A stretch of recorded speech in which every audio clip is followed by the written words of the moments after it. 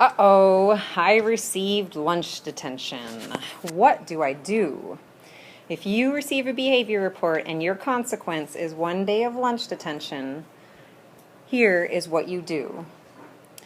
It's okay. It's not too big of a deal if you just follow through on the proper directions. After you receive your behavior report, your lunch detention will usually be the next day. Your teacher will probably tell you, but you'll also notice there's a board on your way to the lunchroom. Check the board on your way to lunch. Your name will be under your team name. If you see your name, you need to go to lunch detention first, before you go into the lunchroom. You head to the lunch detention, which is just the other way. It's room 333, and you'll go in there and see Miss Hayner. Introduce yourself politely to Miss Hayner, and she will check you in.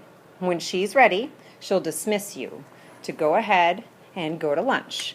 Get your lunch and report directly back to room 333 because you're not supposed to be having social time at that lunchtime. Go back to Miss Hayner, sit down quietly, and that's where you'll eat your lunch. If you have any questions, politely ask her. It's your responsibility to check the whiteboard on your way to lunch to make sure that you report to lunch detention on the first day.